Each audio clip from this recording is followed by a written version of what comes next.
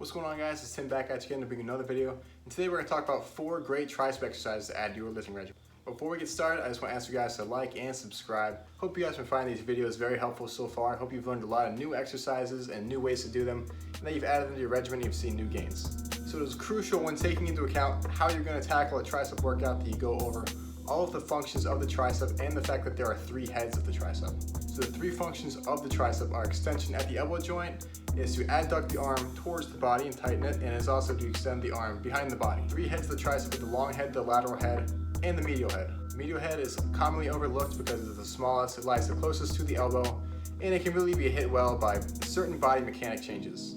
Now, some of the parts of the tricep do get overlooked, such as the medial head, and sometimes people miss out on the best results that you get from training the long head. So it's important to find the best exercises that train all 3 heads of the triceps. However, not all of them are going to train all 3 heads of the triceps. Sometimes you really gotta combine different exercises together in order to get the best results and kind of build exercises off of each other. I'm not just going to be showing you guys 4 exercises to try out and add to your regimen. I'm going to show you guys 4 exercises that you should completely add all 4 to the regimen and try these exercises in order as a tricep workout. This is because each of these moves I'm going to show you guys, each has a different function, a different benefit to train the triceps. They'll give you different results, but tying all of them together will give you the best gains in the triceps. I guarantee that. So with any workout, what do we want to do as our first exercise in the workout? We want to do the heaviest motion, right? So in this case, the heaviest motion that you can do for triceps is the close grip bench press. The key to the close grip bench press being effective is actually not to go too close. You want to have your hands just about at shoulder width so that you can tuck the elbows as close to the body as you can without hurting your wrists. And this is still a form of bench press. And if we keep our shoulders back and safe like we're supposed to, the chest is still going to be very, very active. It's not going to completely take away the motion from the tricep. It's going to aid the movement and help you lift heavier weights and give you a stronger concentric contraction with heavier weight on those triceps. And with that comes a heavier, more controlled eccentric. Each time, you're going to have maximal stimulus in the triceps when you do this exercise. We will be able to eccentrically control the weight on the way down, weight that is much heavier than it would be on these other exercises on this list. And with the chest help, we're able to get the weight back up safely and squeeze in the concentric. Now the next exercise we want to do for this workout is the lying tricep extension. Basically the movement is what should be a skull crusher. However, we don't want to bring the bar to our face and risk not only crushing our skull, but also we're missing out on a lot of gains because we're not bending the arm enough. Bending the arm and getting a full stretch in the tricep, especially if you bend back over and behind the head, is what's going to really engage and stretch that long head tricep and give you a much stronger contraction. You always want to make sure you train through a whole range of motion, because if you train through a whole range of motion, you're going to develop all the muscles that are involved throughout the entire range of motion.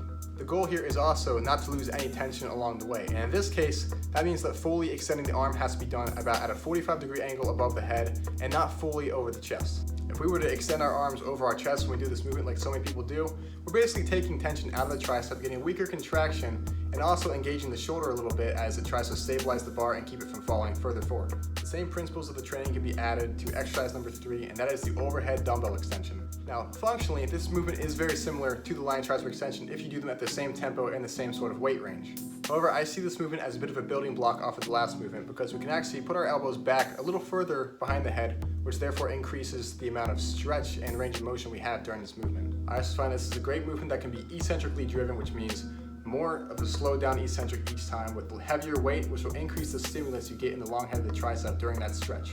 If they're too similar functionally for you, your range of motion is about the same on both, you can choose between doing one for heavier weight and really completing each contraction for about 8 to 10 reps, and the other one you can really burn out and go for about 20 reps. Either way, both these movements target the long head of the tricep that is affected by really stretching the tricep overhead and behind the head especially. This is the biggest head of the triceps, and it really responds well to that stretch stimulus of bringing the arms up and back behind the head. So if you want to fill those shirt sleeves, target the long head and you will see results. Lastly, we want to make sure we do tricep pushdowns, but we really want to make sure that we fully extend the arms by pointing the knuckles towards the ground. By doing this, we will get a complete contraction in the lateral head of the tricep, which gives us that horseshoe shape, and also it'll engage the medial head and get that fully covered as well.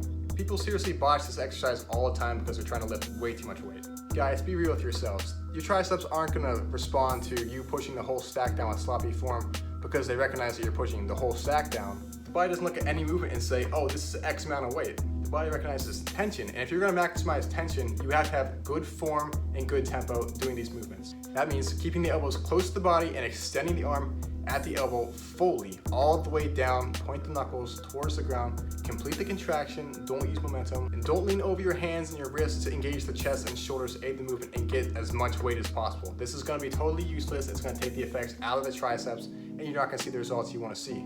Fight the eccentric during these movements. Really control the weight a little better. Add this to any movement that you do, and you guys will be amazed at the results that you see. This is because you're fully developing the range of motion, and because that you're fully developing all the muscles involved in that range of motion too. So that wraps it up, guys. This is a full tricep workout to add to your workout regimen, whether it be in your split or maybe you don't have a regimen, and you can try this out next time you go to the gym.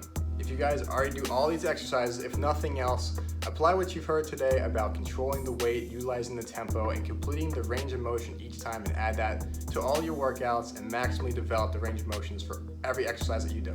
So again, thank you guys so much for watching. Comment down below what you think of the video, what you guys have learned, and what results you've seen so far. Be sure to like and subscribe and click the notification bell. I don't want you guys to miss out on any potential gains you can see in the future. So thank you guys so much for watching, and I'll see you in the next video.